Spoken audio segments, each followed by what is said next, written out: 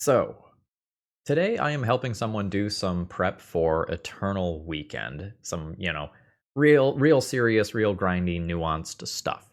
So, if you are only here for the gameplay, feel free to skip the deck tech today because it is going to be much longer than normal. But there's going to be a lot of knowledge in there, so here we go.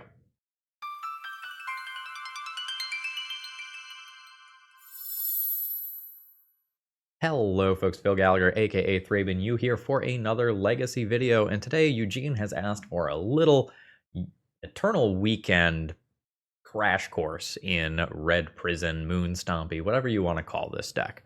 And so we're going to deep dive some things that you should know about this deck. And if you are going to be playing some competitive Magic in the upcoming weeks leading up to Eternal Weekend, this is probably going to be really, really useful for you. So let's start in generalities here. There exist, I think, two distinct decks under the same name right now. They don't differ by very many cards, but the play patterns against them and with them can be very, very different. And the deal breaker here is whether or not you are playing Urza's Saga.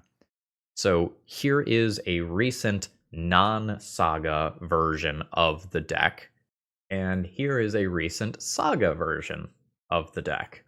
The overall core is the same, and I'm going to do a sponsor plug now rather than doing it later. If you don't know at a glance what is different between these two, this is what Moxfield's compare feature is for. It lets you plug in both of the deck lists and see exactly what the differences are and what cards are shared. So let's take a look at that. The two decks are nearly identical, featuring 54 cards being exactly the same. And if you take a look, that means that there's just a couple of flex slots differences. 4 lands for 4 Urza Sagas, a mix of actual factual basic mountains in respect of the back to basics style cards, the wastelands of the format, and some cards that might pitch to a Fury or have other purposes as well. And then the Urza Saga build is going to have a couple of artifacts that are tutor targets. It's usually Lava Spur Boots and Soul Guide Lantern in the main, although there's some wiggle room there. And those slots are instead extra Blood Moons in the non-Saga build. And as far as the sideboards go, like generally speaking, they are going to be about the same. There will always be some question of like, okay, is it Leyline? Is it fairies? That sort of thing. But beyond that, the Urza Saga builds will frequently have a couple of extra Urza Saga tutor targets in the sideboard, with Shadow Spear often being a really, really important one. And if you think about the threats in Legacy, many of the things that are hitting you for north of 5 damage at a time. Your Barrow-goyfs, your Murktide Regents, your Atraxas, and sometimes you just need to be able to hit in just one singular time with a large construct token or a double striking Fury with lifelink or something like that in order to gain enough life to stabilize the game. And it has the other upside of being able to give you some life gain for the One Ring. And when you are a One Ring Ancient Tomb deck that also sometimes lightning bolts yourself when you play your lands, that life is incredibly relevant. So now this probably begs the question, which one of these decks do you want to play and why? With the Final Fantasy set, we saw a rules change. The gist of it involves Urza Saga and Blood Moon. Basically, Blood Moon used to destroy Urza Saga, and now that doesn't happen anymore, due to some stuff with layers that we're not going to get into here. If you have an Urza Saga on 2, and then you play a Blood Moon or a Magus of the Moon, it is going to keep its ability to create construct tokens, but it's not going to keep advancing and go to stage 3 and then sacrifice itself. So one of the big advantages of playing the Saga version of the deck is that you have a line that you can take in some games where you get to produce infinite streams of construct tokens. It's only one per turn cycle, but against a slower, more controlling deck, they can't just keep up with that forever, right? And that is a really cool out. The other advantage of being a Saga deck is that you get to have main deck access to some graveyard hate. And if I ask you, what is the most played deck in the format right now, anyone who plays any Legacy knows that it is Dimir Reanimator. And that there's also a lot of just absolute nonsense going on with the graveyards right now. So being able to play an Urza Saga on turn 1 and always have access to turn 3 graveyard hate as a tutor, that is a pretty big upside. And if you can close that matchup gap further in post-sideboard games with some combination of Leyline of the Void, Fairy Macabre, occasionally something like Unlicensed Hearse, if you steal some game 1s, your game 2s are going to look a lot better after you have that graveyard hate. Now, this is not all strict upside. If you are playing Urza's Saga, a colorless land in your mana base, you are adding a decent degree of variance into your deck. You are an Ancient Tomb deck, you are a City of Traders deck, and now you are also an Urza Saga deck. That is 12 lands that produce colorless that do not contribute to you actually casting your spells. Those cards don't cast your Blood Moons, your Fables, your Pyroglyphs, whatever. They'll still cast the One Ring just fine, but they don't get all of your spells. So a lot of times you will see the Saga builds playing like one more land than some of the traditional builds. Not always, but sometimes.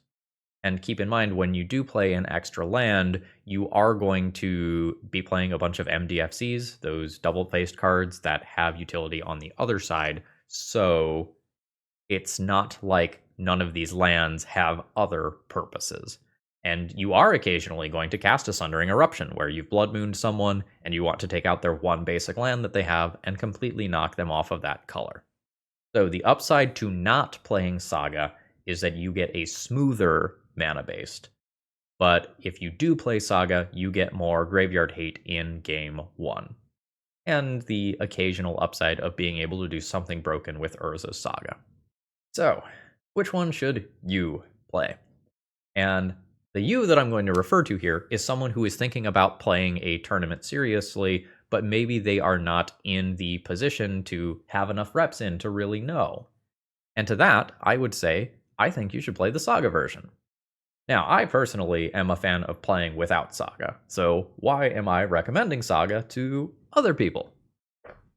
Well, as luck would have it, some of the folks from the Red Prison Discord recently worked together and pushed out an article that has an exact sideboarding guide for what you should do in a bunch of matchups, as well as a bunch of generic advice that might be useful to you. So if you are going to Eternal Weekend, you want to play this deck, and you don't know exactly what you should do, well, here is at least a somewhat recent sideboard guide with a bunch of advice particular to this list. And so for that reason, I'm going to play the exact list in this article today. I'm going to follow its sideboarding advice, unless I just think it's absolutely crazy for some reason, and we'll see how this feels in a league. So one last time, here's the exact list that we are going to be playing today. And I'll link both lists in the video description, as well as the link to this article that has the sideboarding guide. Let's go ahead and hop into some matches here. Folks, if you need any cards for Eternal Weekend or any other reason, please consider checking out my sponsor, TOAMagic.com. Promo code ThrabenU saves you 5% on your order. They have awesome customer service, and if you're going to a major event, check out this purple banner when you see it. There's always great deals on duels and many other old cards there. All right, with that being said, that was a long deck, so let's battle. Okay, I have kept my opening hand here. It's not perfect. I don't have, Chrome Mox or Spirit Guide to just start immediately on turn 1, but I'm going to have a couple of different options here for how to play out this game. I can just attempt to turbo out the One Ring, but I might be more likely to just play Sundering Eruption on 1, Fable on turn 2, and use this to give me consistent mana moving forward in the game. And I think I will go ahead and do that.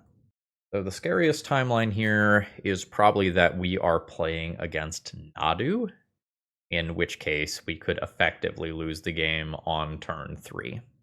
This is Verdant Catacombs and pass, so it is looking more like a control deck, in which case Fable, Fable, Ring, Ring, Fable, Fable, Fable, Ring, Ring, Full House. looks pretty damn good. I would love it if we are playing against control here. Although Orcish Bowmaster's looking pretty hot against my board. Alright, do we lose Shaman immediately? Maybe. That's not a Surveil land, so I imagine so. Ooh, didn't really want to see that. I have a Shatter Skull Smashing that can answer it, but I don't actually have the second mana source as of right now. I'll have to decide what I want to do about that in a minute. I guess I can just attack with the Goblin Shaman into it. Ooh, opponent's getting saucy with their Orc. So there's 2 timelines here. Well, really there's 3. So this could just be a bluff attack, this could be representing a Kaito, or this could be representing another Orcish Bowmasters. I really don't want my opponent to have a Kaito, so I am going to go ahead and block here. It is the other Bowmasters. So I'm going to get pinged, and then we'll trade in combat. This Fable looting happens. I am not going to discard any cards here.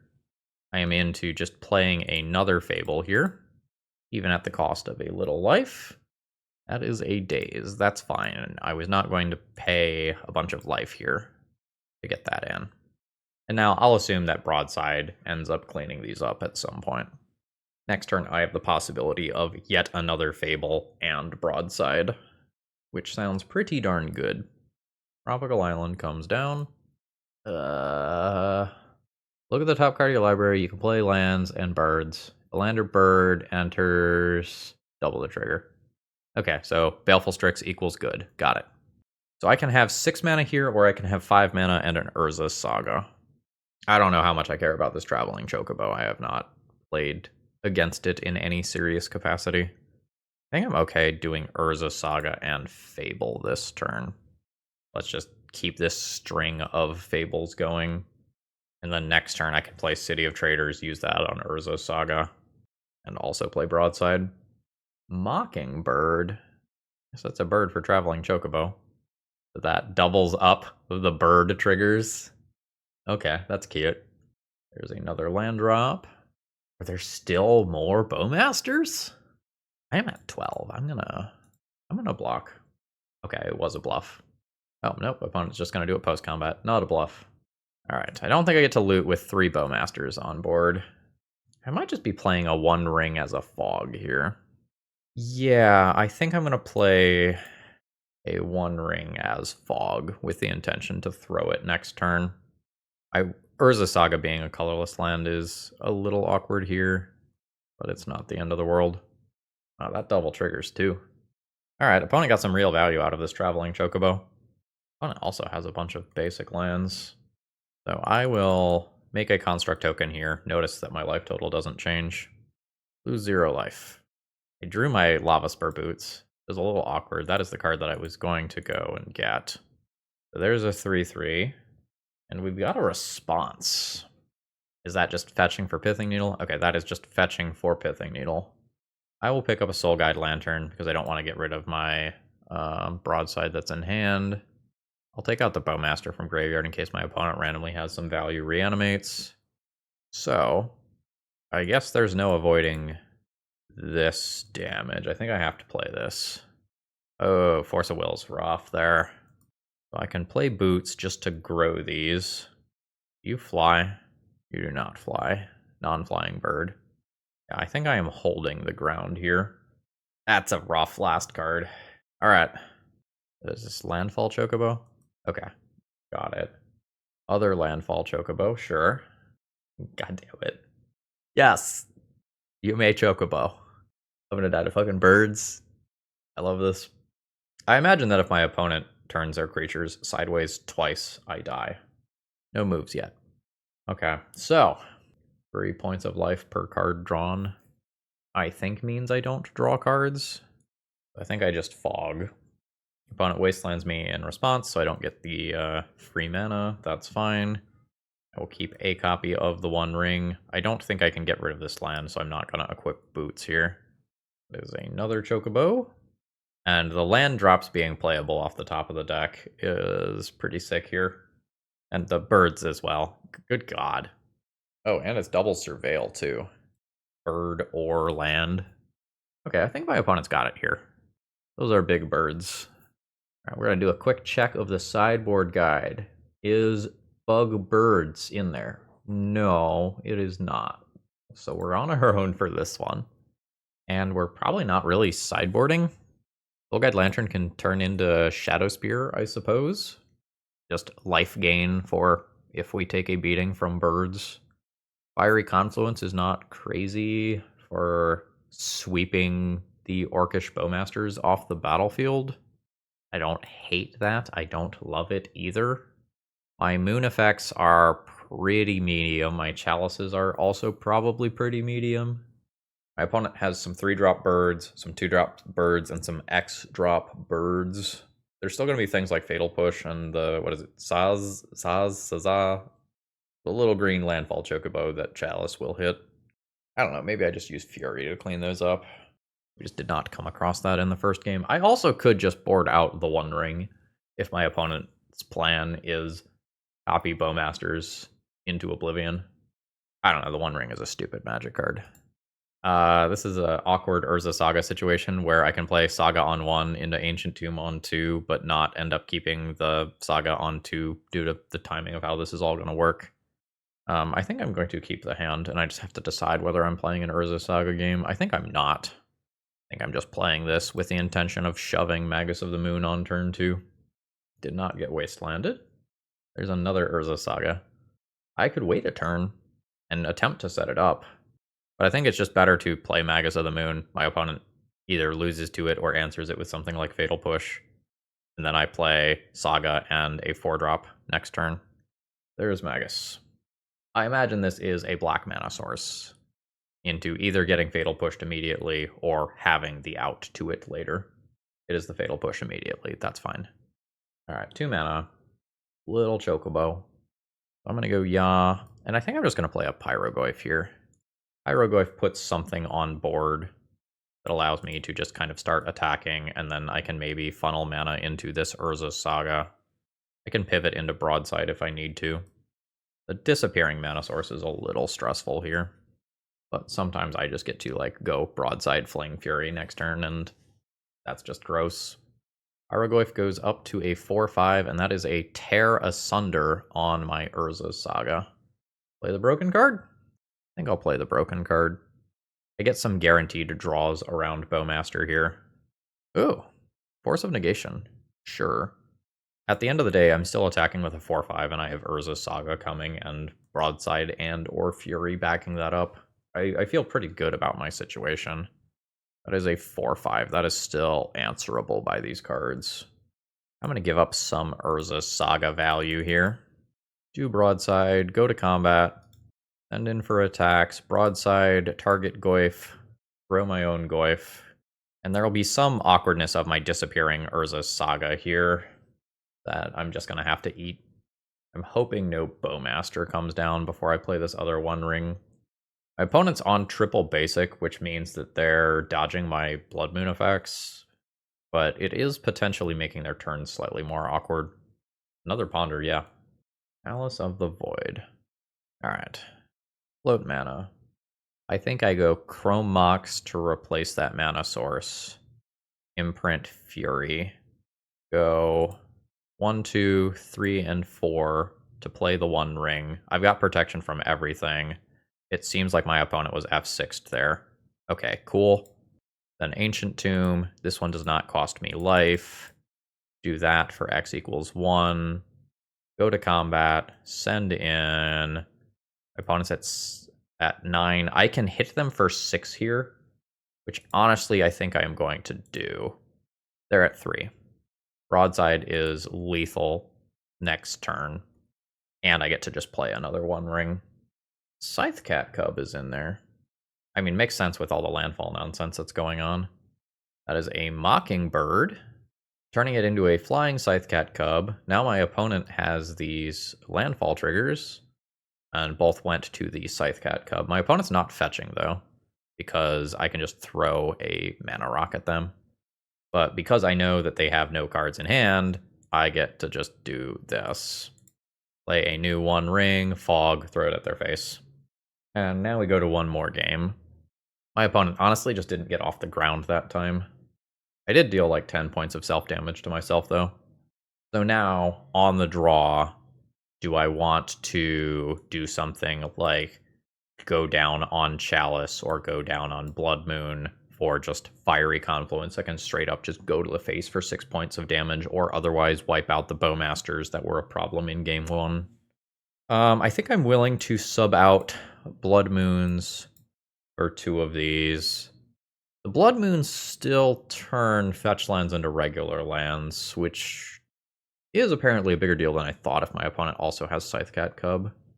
Let's go down 1 Chalice for this and then think about whether Moons are better than Chalices. This doesn't eat the Saz's Chocobo when I'm on the draw. I'm gonna make the tiebreaker here the fact that the Blood Moons are red and pitch to Fury. Chrome Mox, Imprint Spirit Guide, turn 1 Urza Saga. I have City of Traders on turn 2. I just try to play an Urza Saga game and I have Fury to take out some opposing small creatures. I have 2 different disappearing lands. I don't have a Blood Moon effect.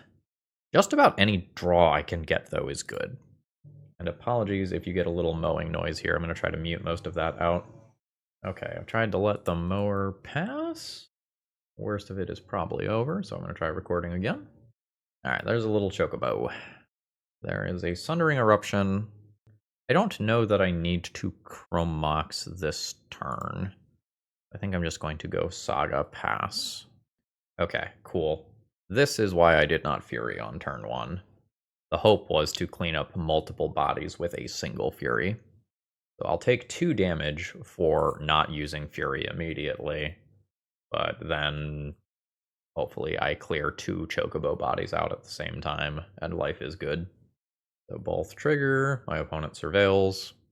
I will take 2. This does fly, right? No, it does not fly. The Mockingbird version flies. So I think I am into Fury, pitching Sundering Eruption here. That is a Force of Will. Which is why I did not Chrome Mox. Paid off for that decision as well. So Fury, pitch Spirit Guide here. Oh no, these are X3s. Fuck. I'm not getting 2 of those at the same time. Yeah, because of the fetch land. Okay. That's fine. I'm still happy trading for 1 of those bodies. Then I will City and pass. And then I'll just use the 1 ring to get me out of this. Brainstorm's fine. Landfall's fine. I'll take 4 from this. Baleful Strix is way better than something like Orcish Bowmasters, so I'm still happy with everything that's going on here. Alright, take 4, go to 14, make my token. I'd like to draw a red card of any nature. Yeah. I think I will just float mana here and pick up Shadow Spear for later. Or maybe now, we'll see. Go Chrome Mox, Imprint Fury. I think go 4 for the 1 ring. Draw my card immediately. Ooh, it's Fiery Confluence.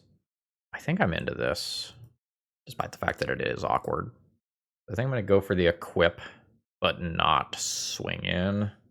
I think that's my plan.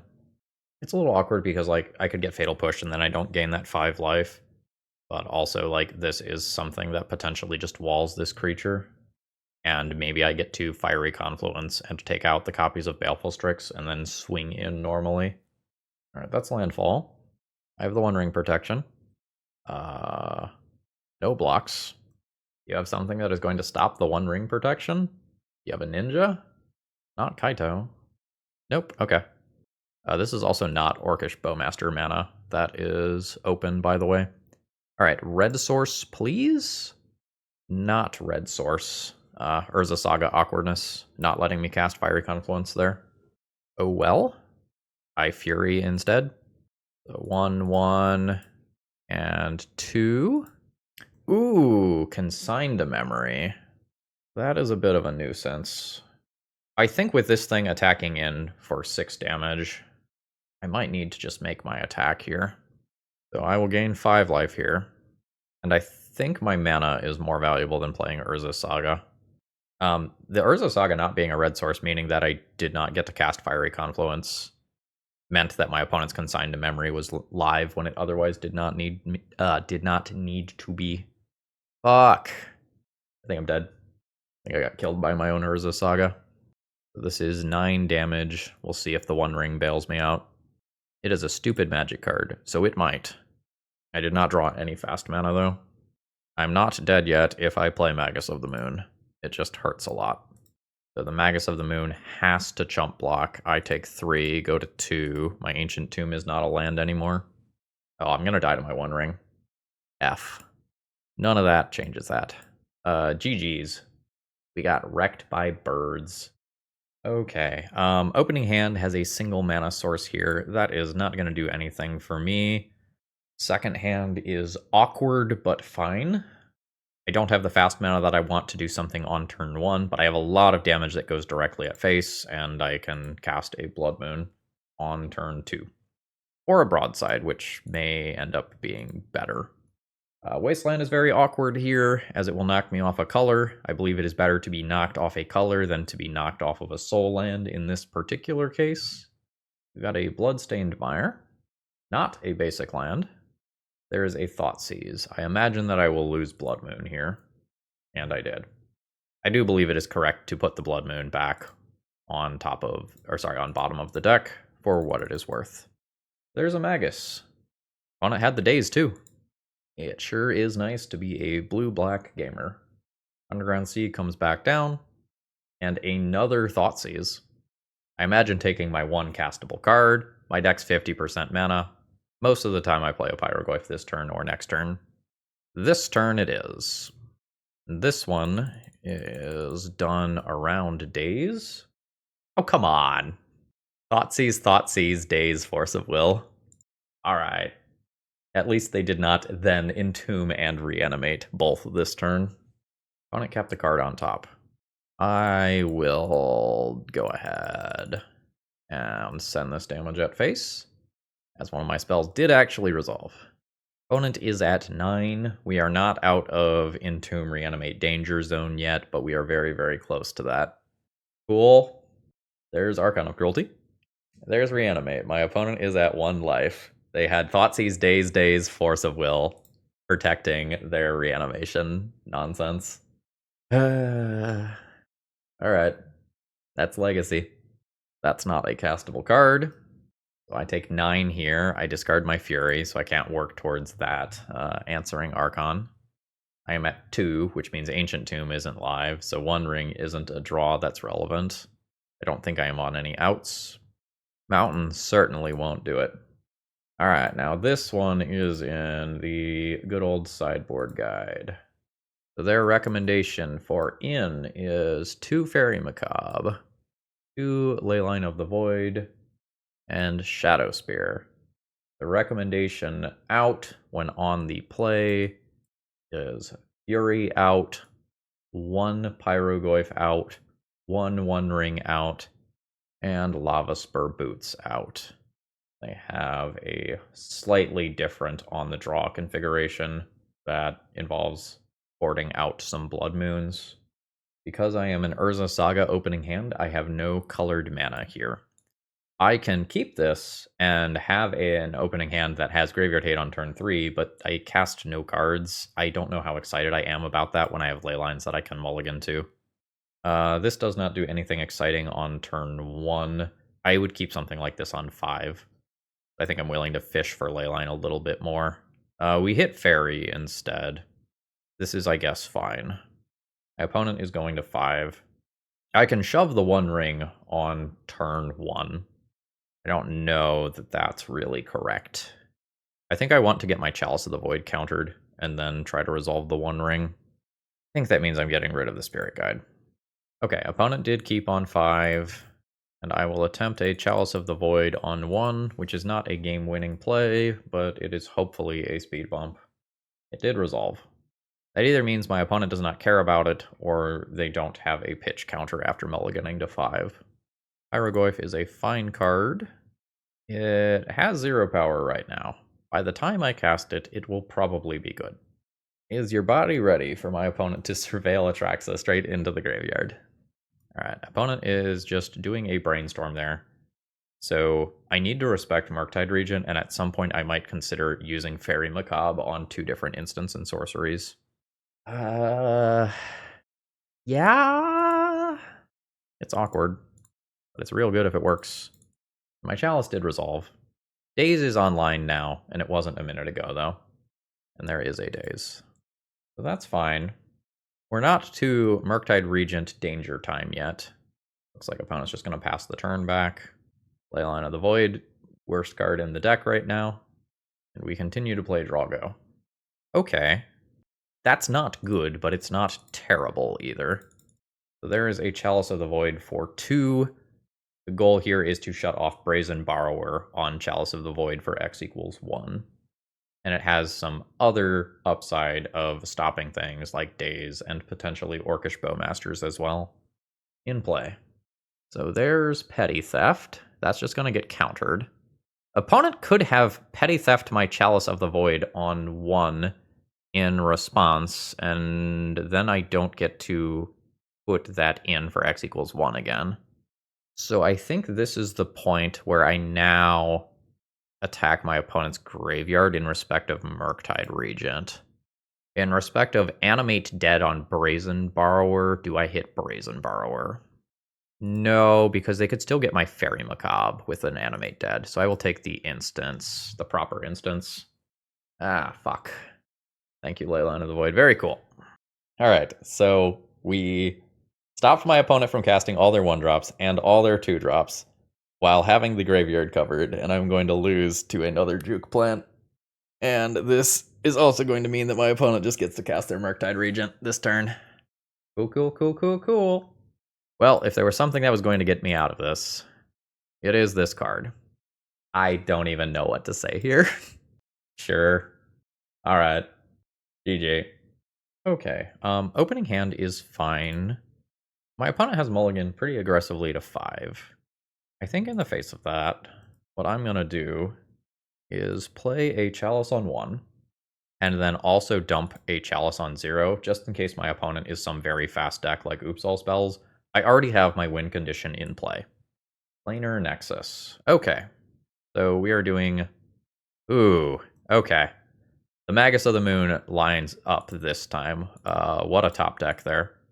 So this now shuts off my opponent's really cool, fun land abilities, and I have the Urza Saga machine active. Fantastic. Now, it still is possible for some very bad Grim Monolith chains to happen that result in something very, very bad happening, but it's pretty hard. And my opponent just concedes that one there.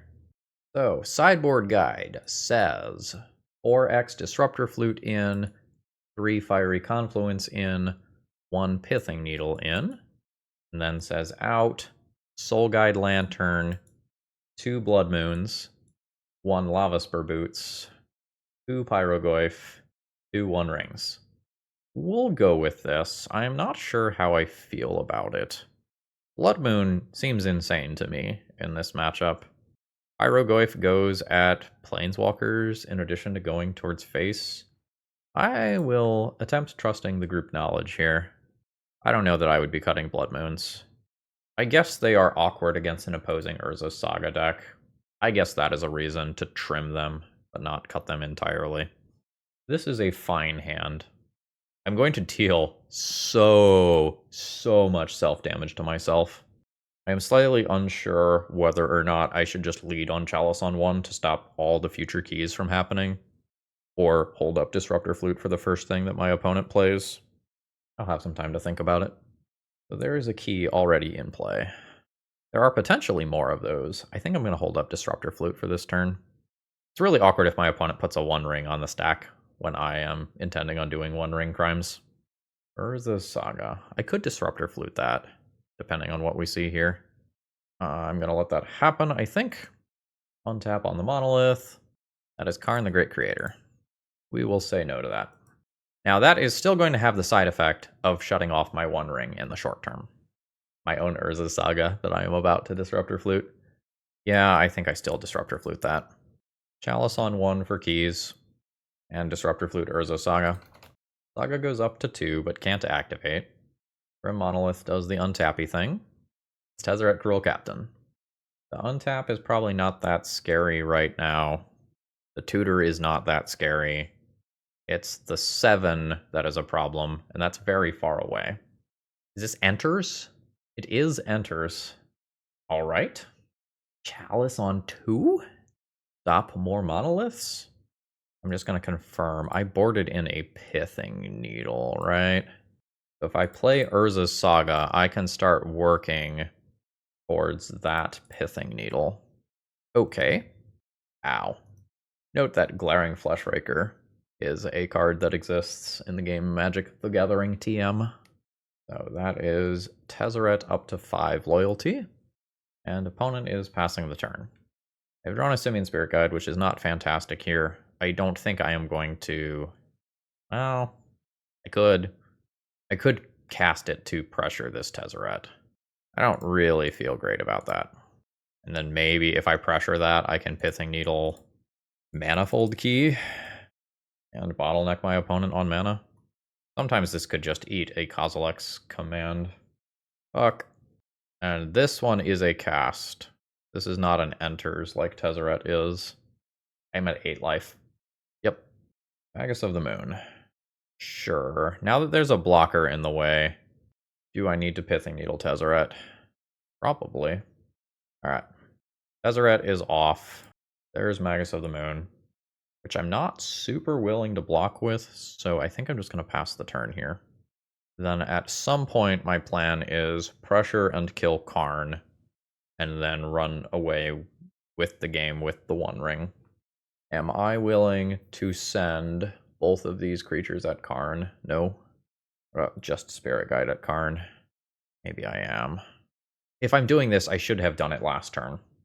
Karn goes down some loyalty. I'll pass turn. I don't know, maybe my opponent can never block with this Glaring Fleshraker because it is just too good. Fuck. Yes. So now my opponent's One Ring is obviously better than my own One Ring. By a lot because of Karn. The opponent's got a land drop. They can now untap Grim Monolith. I think twice. I don't think they've used Tezzeret Cruel Captain yet. Going for the One Ring instead. Ooh, opponent is attacking with Glaring Fleshraker. I will make that trade. I am terrified of Glaring Fleshraker. Opponent's got something else on the way out. They've got a Dismember. Well, if you were going to do that anyway, you could have done it and always pushed the 2 damage. Alright, combat. Attack Karn. Karn goes to 1. It's very awkward here. I have a lot of colorless mana, and I need 1 red to cast this. But I do have to take Ancient Tomb damage.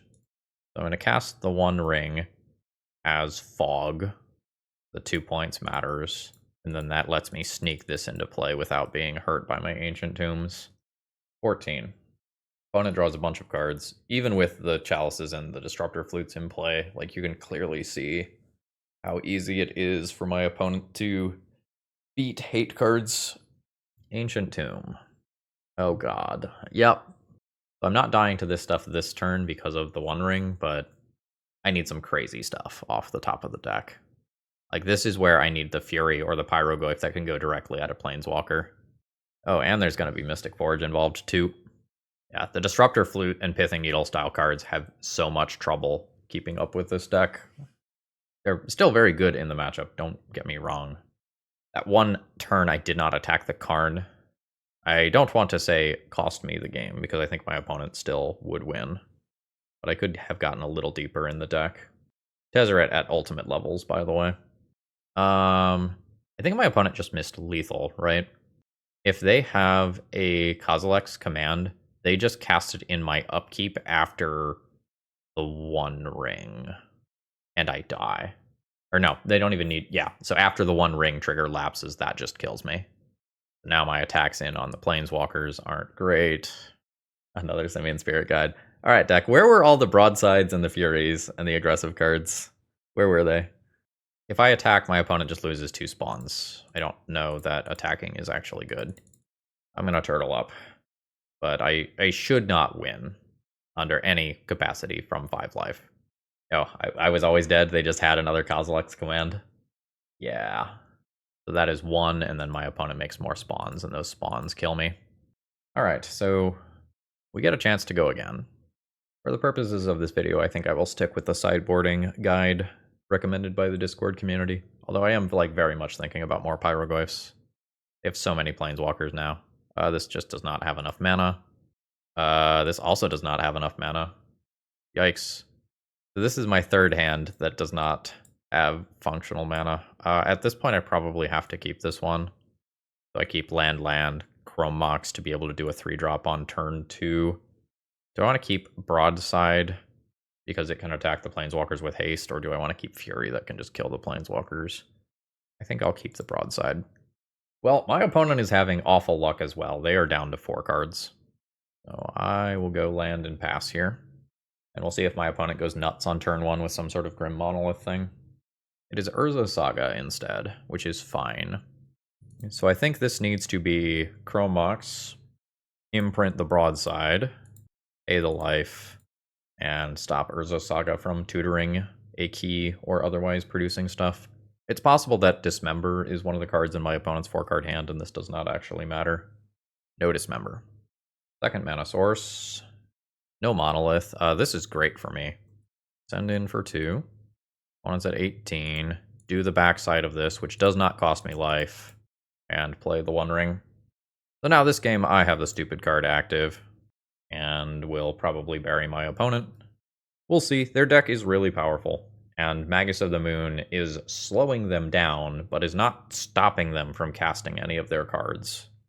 So they could cast a Karn right here and take me off of the One Ring and Chrome Mox at the same time, for example.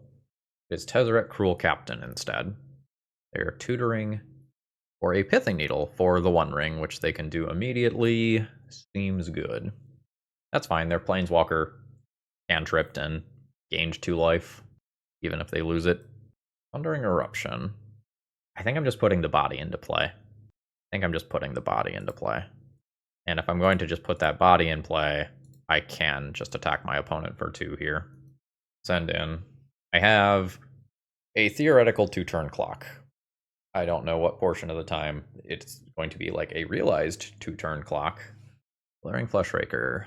Very scary card. One Ring makes me lose 1. I don't think I endanger Magus of the Moon in combat. I guess I can make some decisions first. I'm not presenting lethal this turn. So let's do 4 damage to each opponent. Destroy Pithing Needle. Draw cards here. Chalice of the Void. That's not doing a ton immediately. This puts my opponent to 6, threatening Fury lethal next turn. This is much better on 1 than 0. And my opponent's not anywhere near Metalcraft for Mox Opal. I think I'll call it there.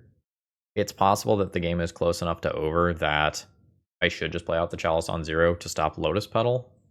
But this deck is scary enough, and my opponent could just play their own One Ring to Fog. Okay, sure. So Karn shuts off my One Ring. Gets Ensnaring Bridge. I would really like to kill this Karn. Doesn't look like that's happening immediately. So I do not want my Magus of the Moon to leave play. If that leaves play, then my opponent has big mana to dump their hand for Ensnaring Bridge. I think I send Fury at face. That has to be blocked. And don't attack with Magus. Yes. So my opponent does their chump block. You have a Dismember? You could technically cast that. Now I think I am okay. Fuck. Arn though. I shouldn't have played this land. Fuck. I'll play Fable. I'll loot through the Chalice. But I should have left this in hand. I was thinking about playing both. But I don't think that makes sense in the face of active Karn. So opponent has 3 cards in hand. 3 of their mana is tied up in Ensnaring Bridge. So there it is, which produces 1 mana. Potentially allowing them to dump another card. Okay. I do have valid attackers here. Well, I have 2 bad cards to loot already. Loot those. Pithing Needle. Okay. So I now stop Karn with that. Do I go to face with both of my creatures then? Or, like, is it okay to free my opponent's mana? I don't think it's okay to free my opponent's mana. 2 mana for something. There aren't too many options for 2 mana instants here. It could be a Kozilek's command that does not cantrip so that my creatures can't attack. So it's an exile creature and make a spawn. Yep. That's 1 card in hand. So I'll play Urza Saga. It gets the initial counter. I will do this. I will shut off Karn. I think I am probably losing to my own One Ring combined with Glaring Fleshraker damage here. So there's a land drop. Some portion of the time, my opponent just goes Hellbent. This is where I want to be drawing towards Pyroglyph as just the I win button. Okay, Reflection of Kiki-Jiki is in play. I think I go ahead and just cast this to clear the counters off of it. Keep the one with no counters. I get protection from everything in the short term. I can't attack, though. Can't activate this because of Karn. If my Reflection of Kiki-Jiki makes it around the table, Fury does disgusting things here. Oh boy. I might die right here. Oh no, I have protection from everything right now. I can't die right now. Opponent has 2 cards in hand. Magus of the Moon attack is on the table. Damn it. That should name Reflection of Kiki-Jiki, and it does. 1 card in hand. Simian Spirit Guide. Hello. I'll cast it. But now opponent has another turn with the One Ring and Glaring Fleshraker to kill me. They go to 5. 4 cards in hand for Ensnaring Bridge purposes. Also, didn't my opponent mulligan to like 5 here? Throwing that out there. Manifold Key can now untap the One Ring. So can that other Manifold Key. I'm going to die to Glaring Fleshraker this turn. Opponent untaps. Draws 3. Another Manifold Key. Yeah. From Monolith. Now, neither cards nor mana is a bottleneck. Mystic Forge. Sure. And that'll be a Kozilek's command to finish me. This is the Ancient Tomb deck that I recommend in Legacy right now, by the way. GG's. Okay, how are we doing here? Urza Saga, imprint a card of my choice. Play Chalice on 1. Start going that route. Or alternatively, you, Chrome Mox, pitch you, turn 2, Saga Spirit Guide Ring. I think I like that better. So, Chrome Mox. Imprint Fury, A3 Life, and Chalice of the Void.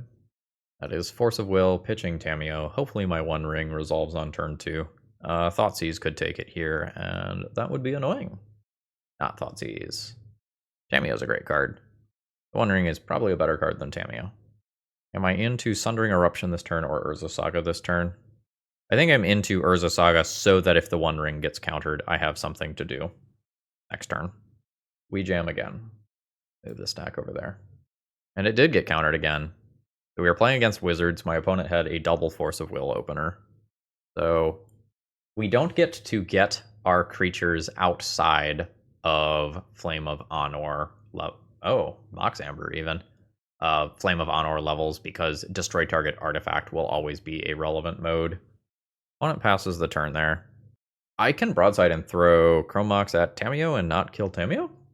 I can Sundering Eruption my opponent's Urza Saga and then not make my own Urza Saga construct tokens. But oddly, I think my opponent is the better Urza Saga deck here with active Tamiyo. Yeah, I think I need to blow up their Urza Saga, and I'm just unhappy about it. This is also mana fixing for my opponent here. I think this is going to be a red land.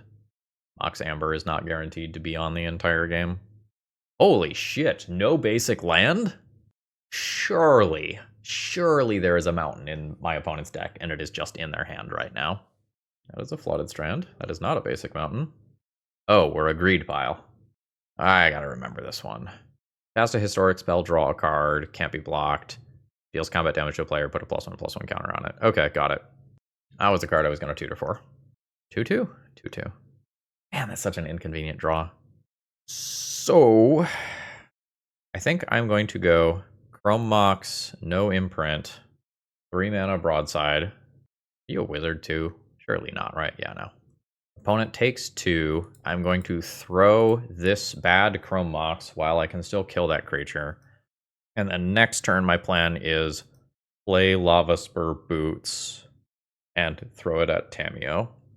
Maybe have the board stable. But my Urza Saga as a disappearing land really hurt a lot. I did not make a construct with that. And even if I get rid of the Tamiyo, my opponent still has a couple of clues here. Are we just fully transforming this turn? Alright, we are fully transforming this turn. And then Tamiyo will plus. We've got this covered. So I will cast Boots. I will equip Boots. I will go to combat. I will send at Tamiyo, which will get 2 damage in. Then I need to deal 2 more. So I will throw my Lava Spur Boots at Tamiyo. Alright. Some short-term problems fixed. Mox Amber is not on anymore. Maybe I can make a land drop, play a Magus of the Moon, cut my opponent off of some colors. Magus of the Moon will give my opponent access to red, though. Holy shit. Opponent is wilding out there. Just passing the turn. I do not believe that I get to attack and throw a Chrome Mox at that. My opponent casts 4 spells, they cast 4 spells, but my Chrome Mox is very valuable right now. Spell 1. Immediately cycled. And a love tap for 1. 16. Opponent gets their redraw. I don't have castable spells. Fuck you, Urza Saga. 11. Spell 1. Moonfolk, some other type. So that is only a draw 2. That is spell 2. That is spell 3. That is an Urza Saga. That's not a spell. And perhaps we dodge a bullet here. I am at 15. Opponent cycles. Luckily, that one does not cycle immediately. Opponent gets a redraw. Ah! Alright. Attack for 2. Opponent's at 9. Urza Saga is going to start doing Urza Saga things. And my Magus of the Moons will become incredibly awkward. I think I cannot throw Chrome Mox still. Oh no. I don't think the Arayo should attack anymore. Okay. Does my opponent have main deck Pithing Needle? Okay, I think my plan is an awkward one. I don't want to know if they have main deck Pithing Needle. So I think what I'm going to do is play a Magus of the Moon despite this awkwardness right here. My intention is then to play a second broadside next turn and attack in and throw Magus of the Moon at face and throw a broadside at face and just have lethal damage that does not interact. Okay, opponent is making their Saga token. This is now the 3 that I need to cast this broadside, so I can't like attack and throw Chrome Mox here. So we're good there. Oh, there's more. Oh, fuck. Yeah. That's a disaster. And now this plan just resulted in my opponent having a constant Urza Saga generator for the rest of the game. Love that for me. Note that the second Urza Saga there would be pretty good. Oh, we're a Corey Steelcutter deck too. The greed in this mana base is real. Seats and Underground Seas and Corey Steelcutters and Sagas. Second Corey Steelcutter in the shadow of the first. And I'm giving my opponent red mana here to like equip and move it around and stuff. Good God. 7, 8, 9, 10. I'm not technically dead. I think I'm just going to take all the damage, question mark. I could chump block and then try to draw the One Ring. Maybe that's an out. Play broadside, fling for 7. Oh wait, that's enough because my opponent overcommitted to their attack, right? Attack for 2. No, it's attack for 2, throw for 5. 7 total. That's where I got 7 from. Damn. I could do 2 blocks and maybe not die, but I should just die. Right, Corey Steelcutter gets moved and that'll do it. Well, that was devastating. GG. I think my opponent's deck has enough varied mana costs that I am not into Chalice of the Void. I'm not into Soul Guide Lantern. I am into 6 damage to face plus destroy various things. Pithing Needle for Tamiyo is fine. And then like there is this second degree of things that I can be thinking about. Blood Moon's a really awkward versus an opposing Urza Saga deck. But my opponent's mana base is very greedy. Like, there is exactly 1 basic land in it. I think I'm going to keep all the moons on the play, and on the draw, maybe I do some Disruptor Flutes in respect of Tamiyo and Urza Saga. 1 mana, Chrome Mox, Imprint, 2 mana, 3 mana, 4 mana. This plays the One Ring on turn 2. That's probably fine. Is it ever just Urza Saga on 1? Nah. Lotus Petal. Mox Opal. And Emery, sure. Misses across the board. Lotus Petal can technically be used, though. So I will go ahead and Chrome Mox. Imprint one of these lands. Honestly, I think I'm better off casting spells than doing Urza Saga bullshit. I'm just going to take 3 here. And then do the One Ring. Opponent says no. Opponent has their own Urza Saga. Theirs will be active before mine. Theirs will also be better than mine. I think their deck can poop out more artifacts than I can. They're going to get a Corey Steelcutter and then play a Lotus Petal from Graveyard to trigger it. I'll take 2 here. 15. Fucking hate this. I hate this so much. I need to play Blood Moon so that I don't lose to my opponent's Urza Saga, but in process of doing it, it shuts off my own Urza Saga. And I'm not actually denying my opponent mana, because this stuff... Lotus Petal for red.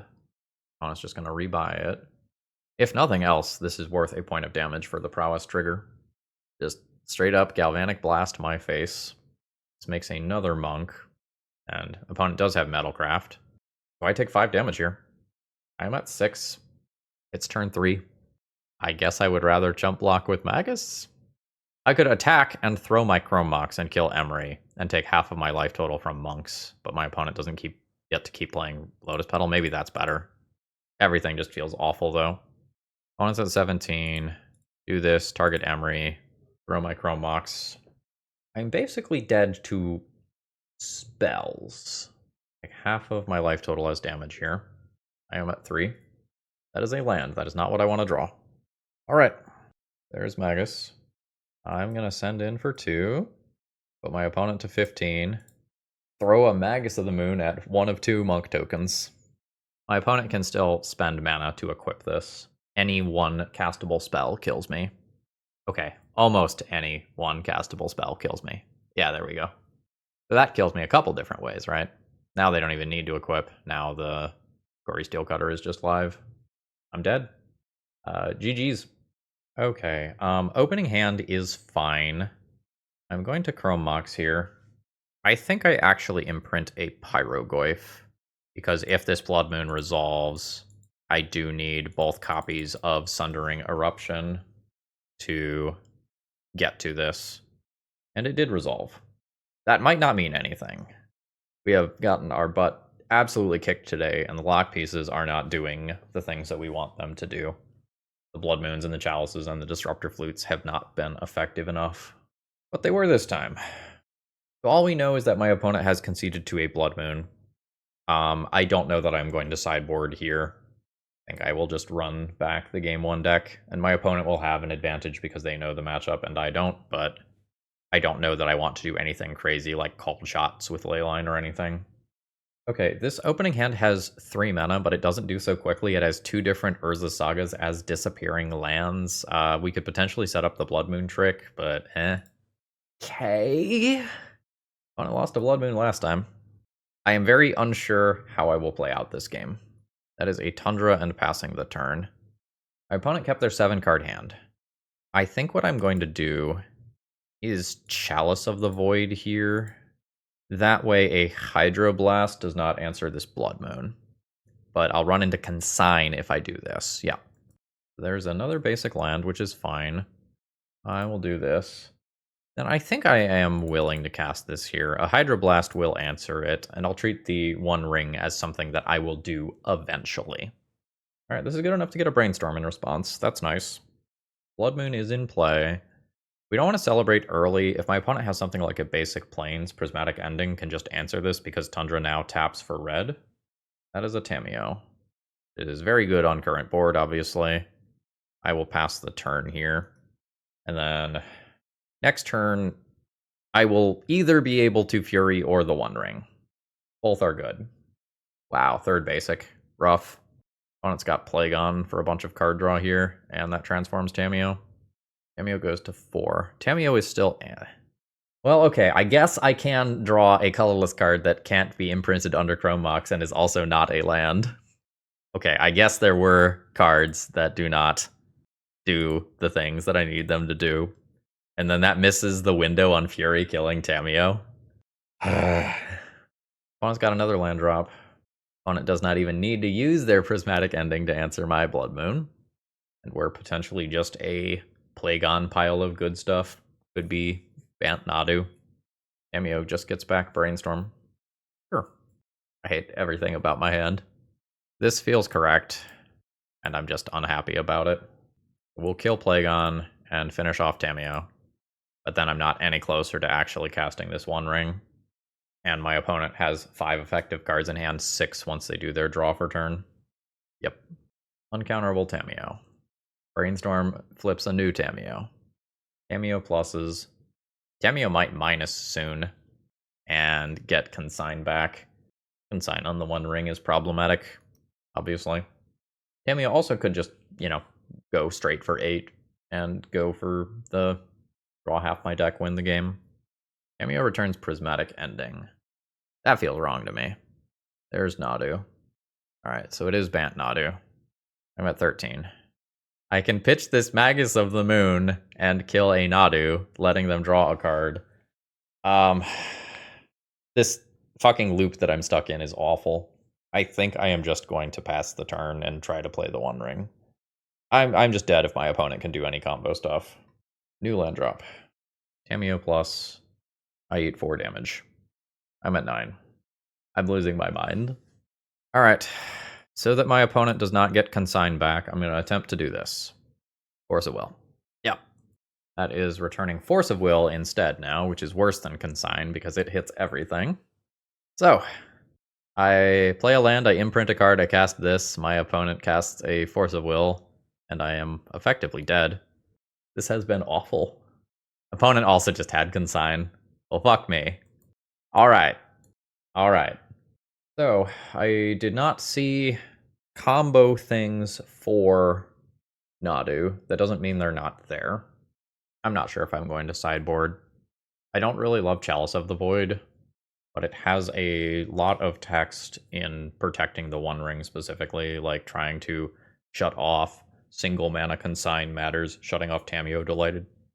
Halfling matters. Fewer bodies in play for Plagon matters, trying to cheese wins with Blood Moons matter. I am going to, I think, run back the main deck again. That's awful. I know that this deck is capable of having good opening hands, but not today. The 5-card hand is fine. Lava Spur Boots goes away. I think Broadside goes away. And I hope that I fuck with my opponent's resources with these cards and then stick this for a win. But if my Blood Moon resolves, it actually takes me off of mana for the One Ring, so I kind of don't want my Blood Moon to resolve. I think it's correct to still do it, and I'm just unhappy about it. Ooh, opponent's on 5. There's a very fast Force of Negation. That is a non-basic land. That is a combo piece. I think I go for this. I can curve it into Chalice next turn. Alright, we're in play. That is a mountain. Very nice. That is an Urza Saga that never gets to make tokens. And that is Chalice. I'll get hit for 1. I am at 14. And I will hopefully resolve a One Ring. I do. Very nice. And there's another one. Attack out of spite. I respect it. Now, this is the part of the game where I hopefully just do very, very broken things. I will just play that as a land. Hardcast a Fury. Take out that creature, and now, hopefully, I just kill my opponent in roughly 2 turns. My opponent has no mana sources that are active. Okay, we finally put in a match win at the end of the day, but what a rough league. GG's. Alrighty. Overall thoughts on the deck list. Well, I am personally not a fan of Urza's Saga in these builds, and my opinion on that has not changed. I don't think Urza Saga is good in this league. I understand the theory for wanting to play it, but I just like casting my spells on curve all of the time. And I am not really sure that Urza Saga as a disappearing land is correct in a One Ring deck that is also having like Pyroglyphs and Furies that you want to cast at the top end of the curve. I find it very, very awkward. I understand that in this current metagame, having access to Game 1 Soul Guide Lantern is real, and a tutorable Pithing Needle is very real versus the Mystic Forge deck as well. That is not what I would do personally. That said, if you want access to, an article about this and, some notes for sideboarding about this, this is all available to you. Again, the sideboard guide that I was referencing is available in the video description. But I don't think this is one of the better decks in Legacy. And if you are an Ancient Tomb gamer with the ability to kind of shift decks around, I do think that the Mystic Forge, Karn Forge, One Ring deck is a better generic deck than this right now. The Chalice of the Voids and Blood Moons aren't winning all that many games in Legacy right now. Just kill your opponent. Just slam threat after threat after threat instead of lock piece after lock piece after lock piece. And with that, I'm going to go ahead and call it a day here. I hope this was enjoyable despite the fact that I got absolutely bodied. Have a great rest of the day, folks. See ya.